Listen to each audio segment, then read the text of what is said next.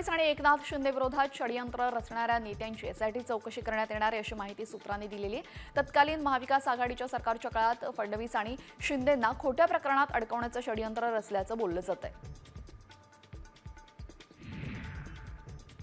मुंडे आणि कोकाटेंवरून रोहित पवारांनी सरकारला सवाल विचारलेला आहे। सरकार आज 2 राजीनामे घेणार का असा सवाल त्यांनी केलेला आहे। सरकारला अहंकार नैतिकता राहिलेली नाही असं वक्तव्यही रोहित पवारांनी केलंय। आजपासून राज्याचं अर्थसंकल्पीय अधिवेशन सुरू झालेलं आहे। महायुती सरकारचं हे पहिलं अर्थसंकल्पीय अधिवेशन आहे। या अधिवेशनामध्ये मंत्री धनंजय मुंडे, माणिकराव कोकाटे यांच्या राजीनाम्याचा मुद्दा गाजण्याची शक्यता आहे। दरम्यान या अधिवेशनामध्ये विरोधी पक्षनेता ठरण्याची शक्यता आहे। अर्थसंकल्पीय अधिवेशन विरोधी पक्षनेत्याशिवाय होणार अशी चर्चा राजकीय वर्तुळात सुरू झालेली आहे। विधानसभेच्या विरोधी पक्षनेतेपदाबाबत मवियात अद्यापही एकवाक्यात नसल्याचं बोललं जातंय। विरोधी पक्षांची रणनीती ठरवण्यासाठी काल झालेल्या बैठकीकडे मवियाच्या प्रमुख नेत्यांची पाठ असल्याचं दिसतंय। विधिमंडळाने ठाकरे गटाला पत्राद्वारे माहिती दिलेली। विरोधी पक्षनेतेपदासंदर्भात महाराष्ट्र विधानसभा नियमात कोणतीही विशिष्ट तरतूद नाही अशी माहिती विधिमंडळाला दिलेली आहे। विरोधी पक्षनेता निवडीसंदर्भात कायद्यातील तरतुदींची माहिती द्यावी यासाठी ठाकरे गटानं विधिमंडळाला पत्र लिहिलं होतं। यावर उत्तर देण्यात आलेलं आहे। अर्थसंकल्पीय अधिवेशनामध्ये शिवसेना, ठाकरे गट आणि विधानसभेच्या विरोधी पक्षनेतेपदासाठी दावा करणार असल्याची चर्चा आहे। त्यातच आता विरोधी पक्षनेतेपदावर आमचा हक्क असल्याचं संजय राऊतांनी म्हटलंय।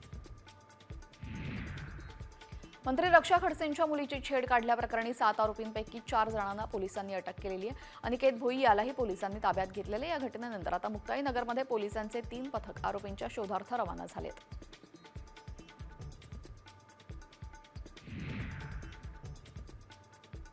मुंबईत गृहराज्यमंत्री योगेश कदम यांनी पुणे बलात्कार प्रकरणी केलेल्या वक्तव्याचा निषेध केलेला आहे। आंदोलनाला त्यांच्या राजीनाम्याची जाहीर मागणी सरकारकडे करण्यात आली। दरम्यान शिवसेना ठाकरे गट विभाग क्रमांक 1 तर्फे हे आंदोलन करण्यात आलं। रक्षा खडसेंच्या मुलीची छेडखानी प्रकरणी आरोपी पियुष मोरे शिंदेंच्या शिवसेनेचा कार्यकर्ता असल्याची माहिती मिळते।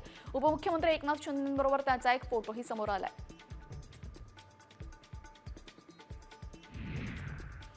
केंद्रीय राज्यमंत्री रक्षा खडसेंच्या मुलीची छेड काढणाऱ्यावर गुन्हा दाखल करण्यात आलाय। मात्र ही घटना घडल्यानंतर रक्षा खडसेंनी अधिकाऱ्यांची बैठक घेतली आणि या बैठकीला विधान परिषदेचे आमदार एकनाथ खडसे सुद्धा उपस्थित होते। मात्र रक्षा खडसे आणि एकनाथ खडसे एकाच ठिकाणी उपस्थित असल्याने अनेक चर्चांना उधाण आलं।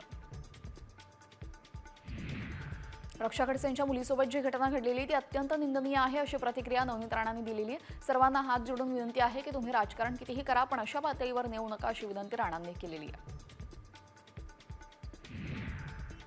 मुक्ताईनगरमध्ये रक्षा खडसेंच्या मुलीची छेड काढणारे एका विशिष्ट पक्षाची असल्याची माहिती मुख्यमंत्री देवेंद्र फडणवीसांनी दिली आहे। तसेच आरोपींना अजिबात माफी देता कामा नये आणि त्यांच्यावर कडक कारवाई होईल अशी माहिती फडणवीसांनी दिली आहे। केंद्रीय मंत्री रक्षा खडसेंच्या मुलीला इतर 3 ते 4 मुलींनी टवाळखोर मुलांनी छेडलेलं आहे। दरम्यान रक्षा खडसे आणि इतर कार्यकर्त्यांचा मोठा जमाव पोलीस स्टेशनला गुन्हा दाखल करण्यासाठी आक्रमक झाला होता। मी केंद्रीय मंत्री म्हणून नाही तर आई म्हणून न्याय मागण्यासाठी पोलिसात आली असं खडसे यांनी सांगितलंय।